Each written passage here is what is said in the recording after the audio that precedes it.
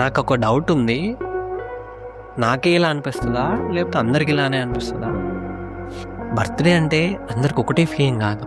కొంతమందికి పార్టీలు, కొంతమందికి పోస్టులు, కొంతమందికి విషెస్ కౌంట్.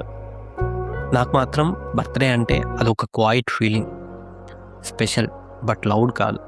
నా బర్త్డే నాకు ఇంపార్టెంట్, కానీ సోషల్ మీడియాలో పోస్టులు కావాలని అనిపించదు అసలుకి. స్టోరీస్, ట్యాగ్స్, విషెస్ అవి బ్యాడ్ కాదు, కానీ నాకు పీస్ ఇంపార్టెంట్. నా బర్త్డే నా లైఫ్లో ఒక మూమెంట్. అది ఒక సెట్ ఆఫ్ ఆడియన్స్కి కాదు. పాస్ట్ 4 years నుంచి నా బర్త్డే నేను ట్రావెల్తో సెలబ్రేట్ చేస్తున్నా. Solo travel, unknown places, new people, no expectations.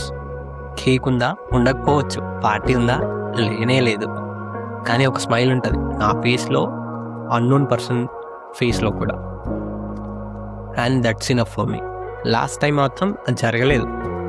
ఒక ఫ్రెండ్ అన్నాడు, అరే ఈసారి నీ బర్త్డేని ఇద్దరం కలిసి సెలబ్రేట్ చేద్దాం ఒక అన్నోన్ ప్లేస్లో. అంటే అప్పుడు నా సిచ్యువేషన్ కొంచెం బాగాలేదు, మనీ కొంచెం టైట్గా ఉండే.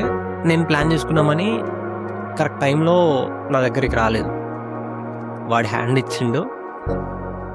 నేను ఆ బర్త్డేని నార్మల్గా సెలబ్రేట్ చేసుకున్నా, అంటే నార్మల్గా నా కొంచెం నా దగ్గరలో ఉన్న పీస్ఫుల్ ప్లేస్కి వెళ్ళి నార్మల్గా అలా ఎండ్ చేసేసా. అది ఫ్రెండ్ తప్పని చెప్పను, సిచ్యువేషన్ చాలా ఉన్నాయి. కానీ ఆ మూమెంట్లో ఒకటి అర్థమైంది, బర్త్డే లాంటి రోజు ఇంకో పర్సన్ మీద డిపెండ్ అయితే డిసప్పాయింటెడ్ ఛాన్సెస్ చాలా ఎక్కువ ఉంటాయి. నా బర్త్డే వెళ్ళిపోయింది నార్మల్ డేలానే, కానీ 15 days తర్వాత మన దగ్గరికి పైసలు వచ్చేసాయి. ఒకరోజు సడన్గా బయటికి వెళ్ళాలనిపించేసి వెళ్ళేసా.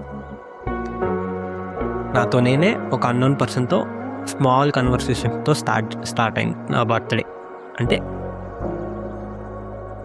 కేక్స్ లేవు, క్యాండిల్స్ లేవు, కానీ మనుషులకి చాలా లైట్గా ఉండే.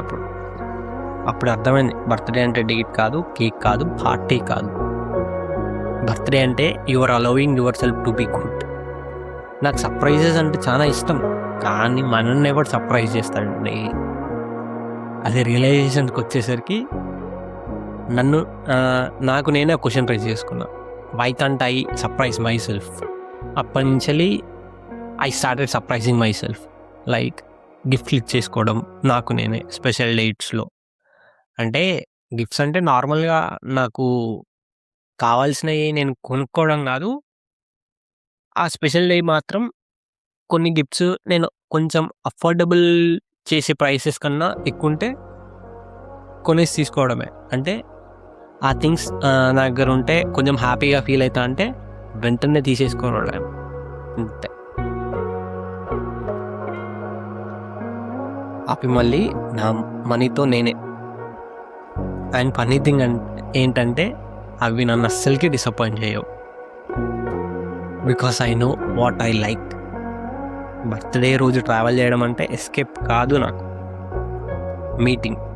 అదొక మీటింగ్ అన్నోన్ పర్సన్స్తో, న్యూ పీపుల్ని మీట్ చేయడం, న్యూ స్టోరీస్ వినడం, కొన్నిసార్లు నా స్టోరీ నేనే చెప్పడం.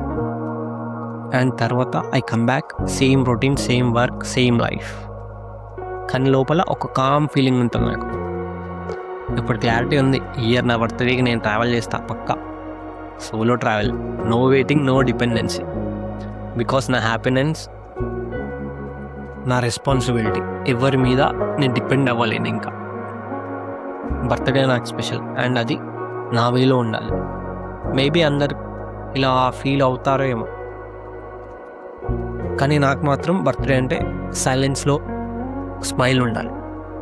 ట్రావెల్, అన్నోన్ ఫేసెస్ని కలవడం, small moments, and being in that moments and coming back and little